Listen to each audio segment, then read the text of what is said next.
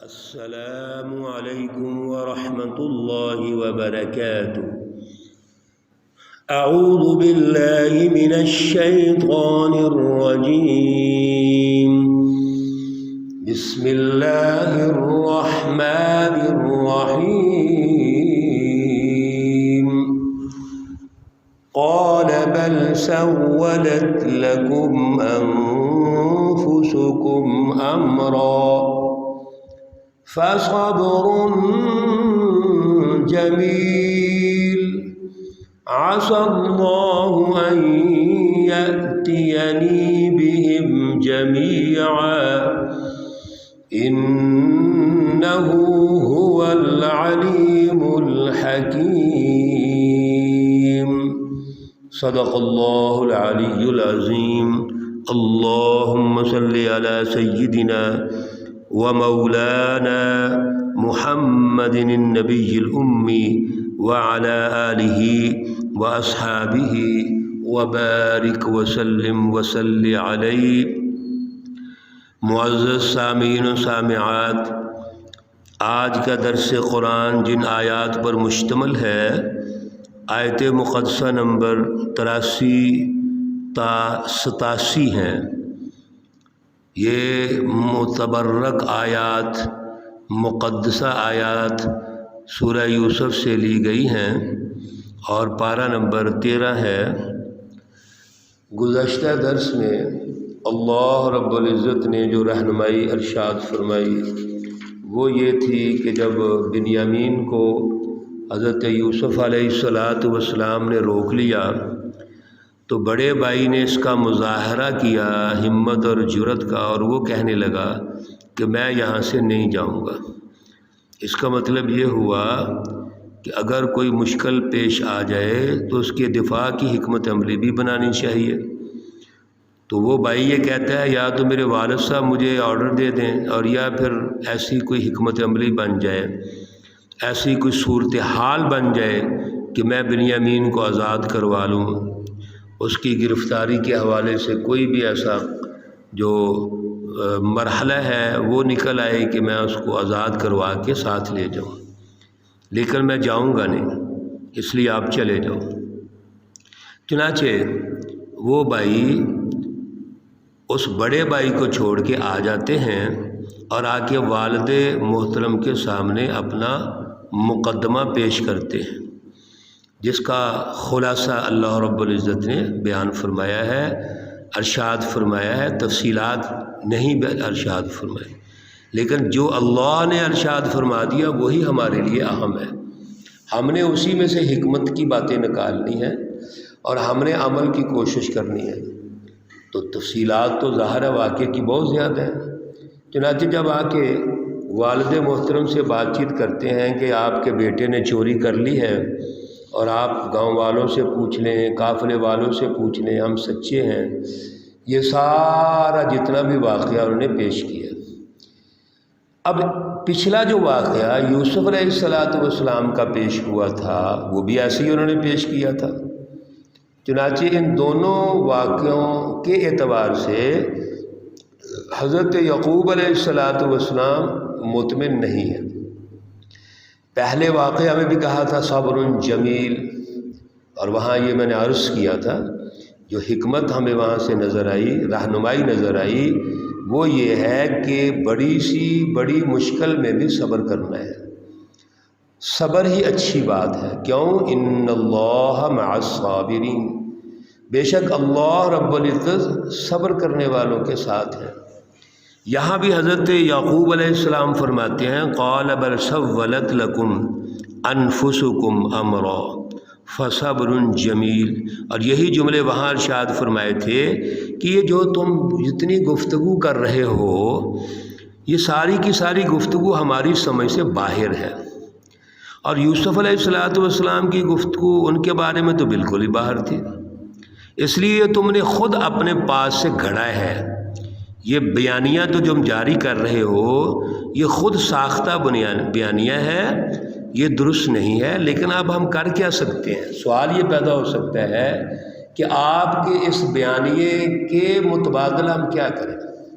فصبر جمیل، پھر ہم صبر کر سکتے ہیں، اور صبر ہی اچھا ہے۔ عسى الله ان يأتيني بهم جميعا، شاید اللہ رب العزت میرے پاس ان سب کو لے آئے۔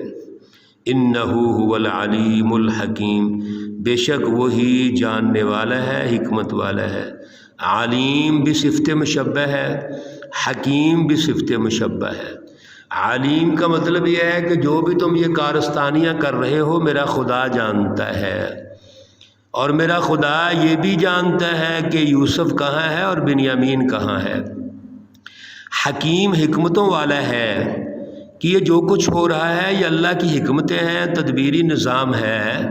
ہمیں اللہ پر یقین کرنا ہے، اللہ رب العزت پہ بھروسہ کرنا ہے، یقیناً اللہ بہتر کرنے والے ہیں۔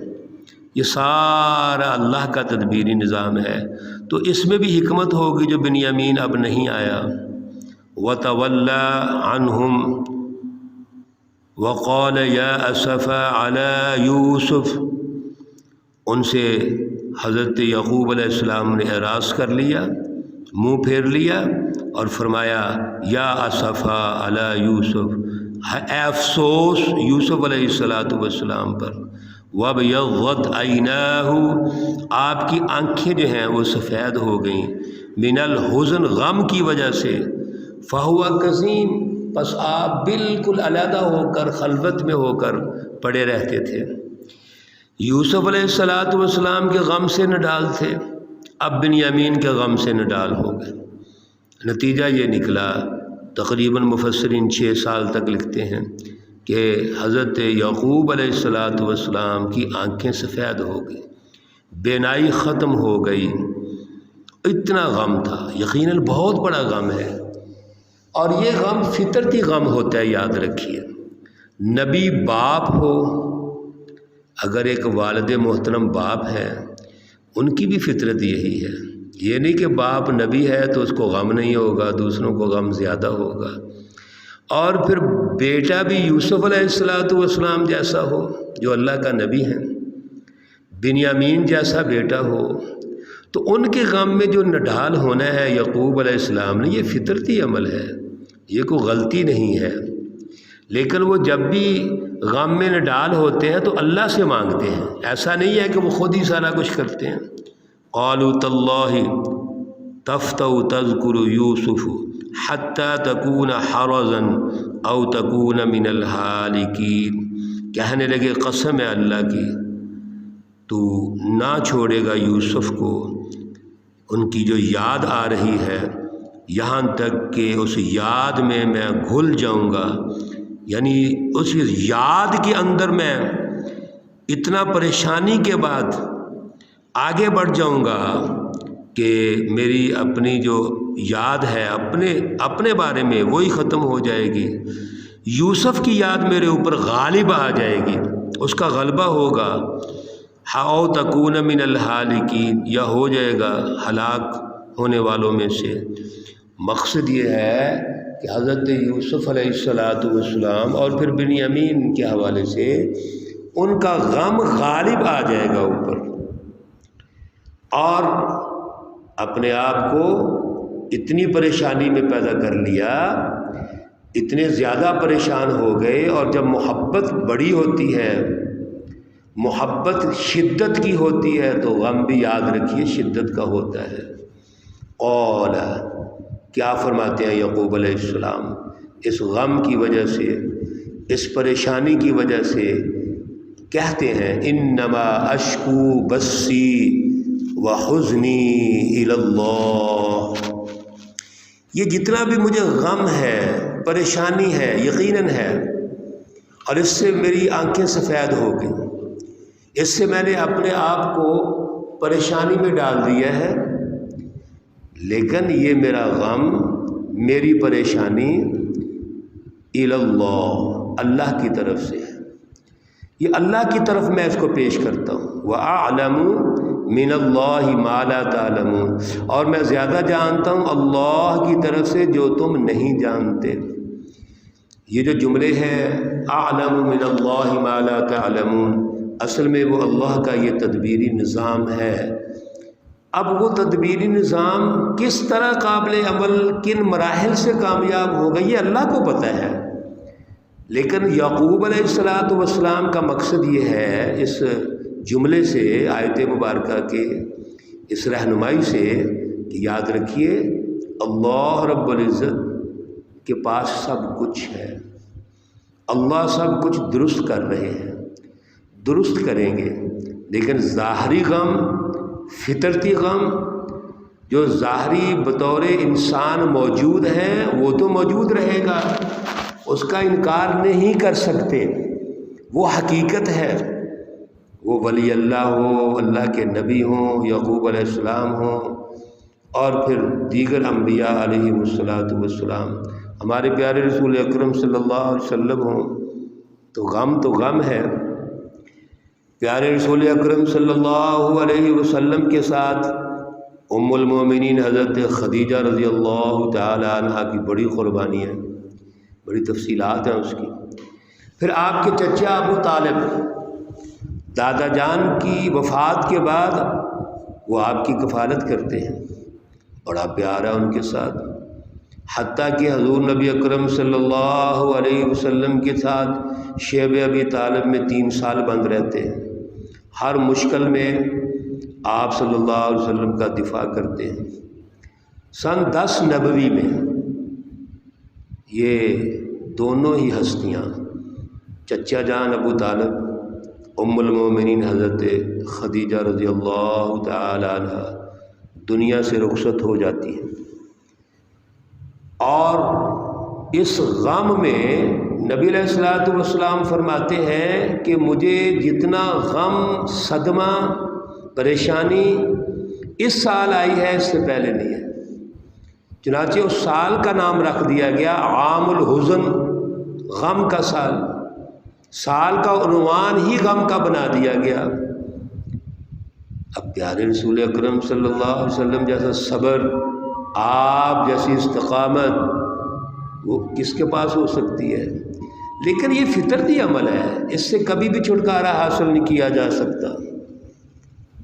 یا بنی یذہبوا، حضرت یعقوب علیہ السلام اپنے بیٹوں کو اکٹھا کرتے ہیں اور کہتے ہیں یا بنی، اے میرے بیٹو، اذہبوا، جاؤ، فتحسسوا من یوسف و اخیہ، آپ تلاش کرو یوسف کی اور اس کے بھائی کی بنیامین کی، ولا تیأسوا من روح اللہ، یاد رکھنا اس تلاش میں اللہ کی رحمت سے نا امید نہیں ہونا، انہ لا ییأس من روح اللہ۔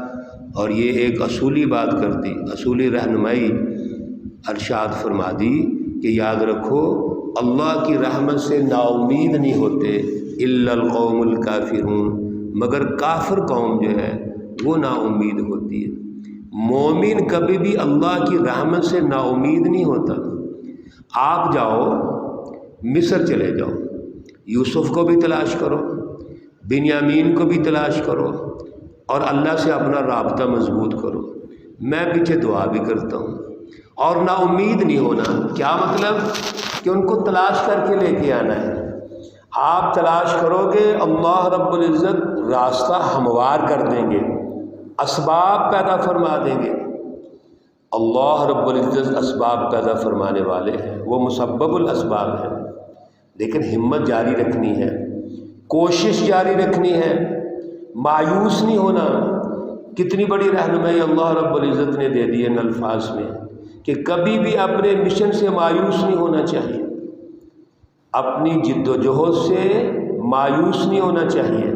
ہاں آپ تھک گئے ہیں، بیٹھ جائیں، لیٹ جائیں، آرام کر لیں، لیکن جو ہی آپ سستا لیں، ریسٹ کر لیں، تھوڑا سا بہتر ماحول مل جائے، پھر جستجو شروع کر لیں، پھر جد و جہد شروع کر لیں، لہذا واپس نہیں آنا چاہیے۔